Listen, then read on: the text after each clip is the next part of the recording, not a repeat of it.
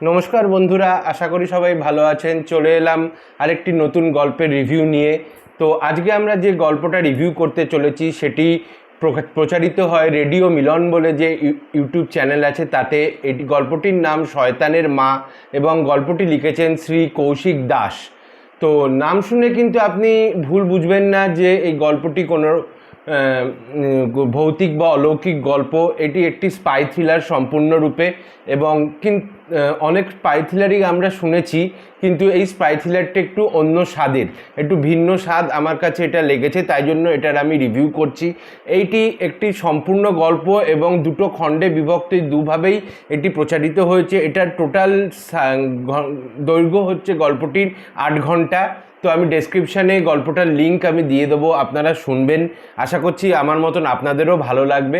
তো যেটা আমি বলছিলাম যে এটি একটি ভিন্ন স্বাদের স্পাই থ্রিলার।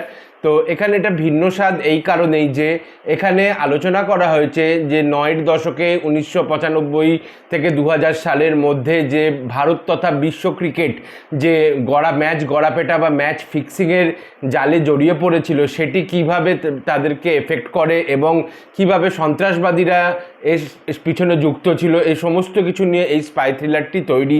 এবং আমার মতে কোনো রকমের স্পাই থ্রিলার আমি এমনি না পড়েছি না শুনেছি আজ অবধি, তাই জন্য এটা আমার কাছে একটি ভিন্ন স্বাদের স্পাই থ্রিলার বলে মনে হয়েছে।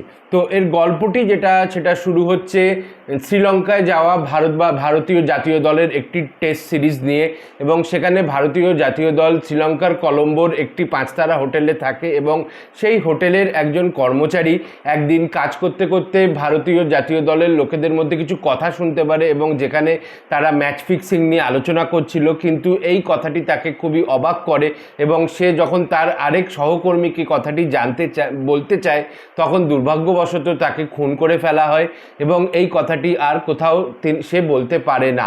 এর কিছুদিন পরে ভারতবর্ষের দিল্লি পুলিশ একটি নোট পায়, একটি অডিও নোট পায়, যেখানেও তারা ম্যাচ ফিক্সিং বা ম্যাচ গড়াপেটা নিয়ে আলোচনা চলছিল, এবং সেই নিয়েই প্রথম ভারতীয় সিবিআই দপ্তর এই তদন্ত চালু করে। এর ভার পরে সিবিআই অফিসার অদিতি চৌহানের উপরে।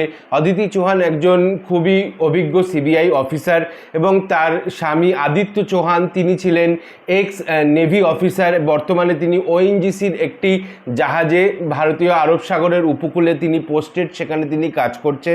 তো এইভাবে গল্পটা এগোতে থাকে খুবই দ্রুত গতিতে। গল্পটার আরেকটা বিশেষত্ব হচ্ছে যে এটি খুবই দ্রুত গতিতে গল্পটার পট পরিবর্তন হচ্ছে, এবং বিভিন্ন জায়গায় এই গল্পের পটভূমি রয়েছে, যেমনি শ্রীলঙ্কা, ভারতবর্ষ, এছাড়াও পাকিস্তানের ইসলামাবাদ, লাহোর, তাছাড়া দুবাই এবং কেনিয়া, নাইরোবি, সাউথ আফ্রিকা, বিভিন্ন জায়গাতে এই গল্পের পটভূমি ফেলা হয়েছে।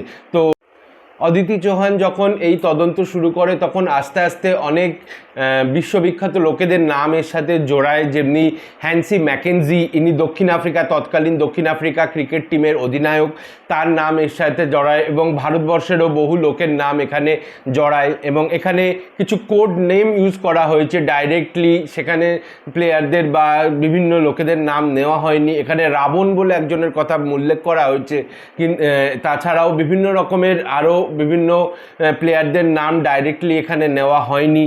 তো যেগুলো এই গল্পের কিন্তু একটা বড় অংশ হিসাবে রয়েছে। এছাড়াও এখানে যদি আমরা সন্ত্রাসবাদী আইএসআই এর কথা দেখি, সেক্ষেত্রে এখানে মেজর বলে একজনের কথা উল্লেখ করা হয়েছে, যিনি আইএসআই হেড, তিনি এই সাথে যুক্ত। এছাড়া এখানে গুল খান বলে আরও আইএসআই সদস্যদের কথা এখানে উল্লেখ করা হয়েছে। তাছাড়া এখানে রয়েছেন আরেকজন খুবই ইম্পর্টেন্ট ব্যক্তি, যিনি এই গল্পের খুবই ইম্পর্টেন্ট একজন চরিত্র, তিনি হলেন ডক্টর। এই ডক্টর আসলে কে সেটা কেউ জানে না, তার আসল মুখ কীরকম, তার আসল নাম কি সেটা কেউ আজ অবধি জানতে পারেনি। কিন্তু তিনি দুবাইতে থাকেন, এবং দুবাইতে থেকে পুরো এই ম্যাচ ফিক্সিংয়ের ব্যাপারটা, পুরো এই সন্ত্রাসবাদী ব্যাপারটা তিনি কন্ট্রোল করেন, এবং তার পাওয়ার খুবই বেশি। এবং শুধু দুবাই নয়, দুবাইয়ের বাইরে পাকিস্তান, ভারতবর্ষে সব জায়গায় তার নেটওয়ার্কিং বলুন বা তার পাওয়ার বলুন ছড়িয়ে আছে। তো এইভাবে গল্পটি এগোতে থাকে, এবং এর সাথে এখানে ভারতীয় ক্রিকেট টিমের জয়ন্ত সেন বলে একজন ক্রিকেটারের নাম করা হয়েছে, যিনি এই তদন্তের সাথে জড়িয়ে পড়েন ধীরে ধীরে। আদিত্য চৌহানকে তিনি বিভিন্নভাবে এই তদন্তে সাহায্য করেন। এরপরে এখানে বলা হয় যে হঠাৎ তদন্তটা এগোতে থাকার সাথে সাথে হঠাৎ একসময় সন্ত্রাসবাদীদের কাছে খবর চলে যায় যে হ্যান্সি ম্যাকেনজি, যিনি দক্ষিণ আফ্রিকা টিমের অধিনায়ক, তিনি বিভিন্ন তথ্য ভারতীয় সিবিআই অফিসারদেরকে জানিয়ে দিতে পারেন। সেই জন্য তাকে, যখন তিনি নাইরোবিতে একটি কাজে গেছিলেন, তখন একটি বিমান দুর্ঘটনার মাধ্যমে, যখন তিনি বিমানে করে ফিরছিলেন, তখন এক বিমান দুর্ঘটনার মাধ্যমে তাকে মেরে ফেলা হয়, এবং যাতে সে খবর আর তিনি ফাঁস না করতে পারেন। তো এভাবে গল্পটি এগোতে থাকে এবং শেষ অবধি কী হয় সেটা জানার জন্য আপনাদেরকে গল্পটা শুনতে হবে। তো এই গল্পতে দুটো আইএসআই অপারেশনের কথা বলা হয়েছে, একটা হচ্ছে অপারেশন 12th ম্যান এবং আরেকটি হচ্ছে অপারেশন চেঙ্গিস খান। তো অপারেশন 12th ম্যান হচ্ছে যে এই বুকিদের মাধ্যমে যে বিভিন্ন বেটিং করিয়ে যে টাকা, যেটা তারা পাকিস্তান সরকার বা আইএসআই সেটা অর্জন করতো, সেই টাকাটা তারা সন্ত্রাসবাদের বিভিন্ন কাজকর্মে সেটাকে কাজে লাগাতো। তো এই অপারেশনটা হচ্ছে অপারেশন 12th ম্যান। আর অপারেশন চেঙ্গিস খান বলে আরেকটি অপারেশন কথা বলা হয়েছে, সেটার কথা জানতে গেলে কিন্তু আপনাকে পুরো গল্পটা শুনতে হবে। সেক্ষেত্রে আমি এটা স্পয়লার আমি দেবো না যে কি হলো না হলো, তো সেটার জন্য আপনাকে কিন্তু গল্পটা শুনতে হবে।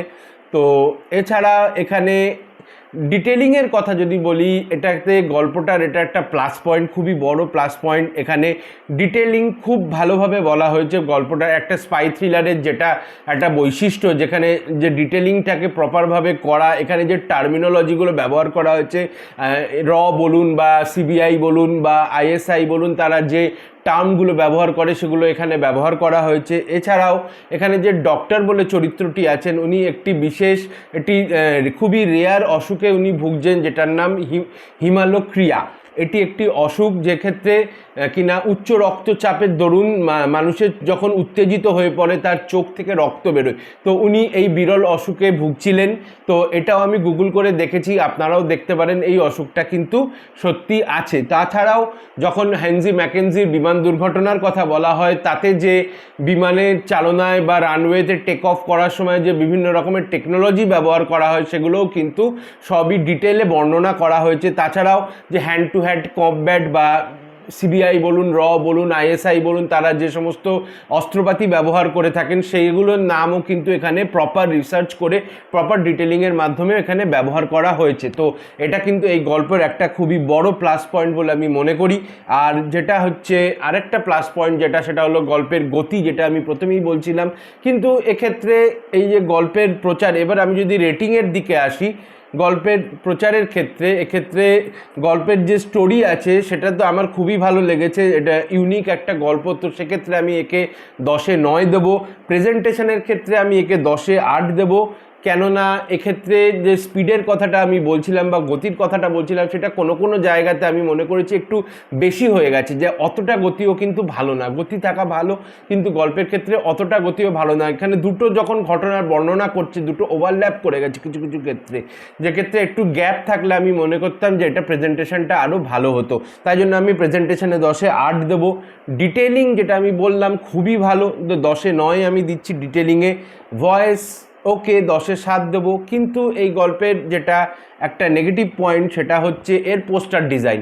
পোস্টার ডিজাইনে আপনারা যদি দেখেন, এর পোস্টারের বিভিন্ন এখানে চরিত্রদের মুখের ছবি দেওয়া আছে, সাথে একটা ক্রিকেটার ব্যাট করছে সেই ছবিটাও দেওয়া আছে, কিন্তু যেটা কিনা এই গল্পটার প্রধান এসেন্স হওয়া উচিত ছিল, কিন্তু এটা কিন্তু স্পষ্ট বোঝা যাচ্ছে না এখানে। যে একবারে দেখলে কিন্তু আপনি বুঝতে পারবেন না যেখানে একটা ক্রিকেটারের ছবি দেওয়া আছে যে কিনা ব্যাট করছে। তো তাই জন্য কিন্তু আমি পোস্টার ডিজাইনটাতে এখানে 10-এ 7 দেবো, 10-এ 5 দেবো। পোস্টার ডিজাইনটা কিন্তু এখানে আরও ভালো হওয়া উচিত ছিল আমি মনে করি। তো ওভারঅল মিউজিকও ভালো, ব্যাকগ্রাউন্ড মিউজিক ভালো। তো আমি এখানে একে ওভারঅল 10-এ 8 দেবো রেটিংটা। গল্পটা আমার ভালো লেগেছে, আপনারা শুনতে পারেন, আমি ডেসক্রিপশানে এর লিঙ্ক দিয়ে দেবো।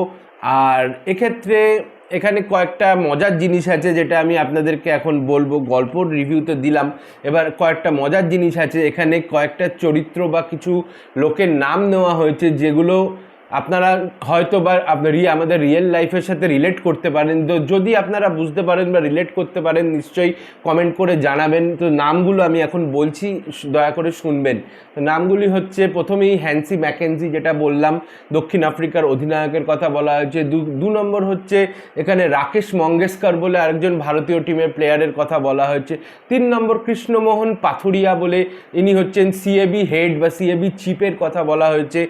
তাছাড়াও সঞ্চয়ন বন্দ্যোপাধ্যায় বলে আরেকজন লোকের কথা, যিনিও ক্রিকেট টিমের সাথে যুক্ত, তাদের কথা বলা হয়েছে। তো এইগুলো সব হচ্ছে বিভিন্ন নাম চরিত্রর এখানে গল্পের মধ্যে এসেছে।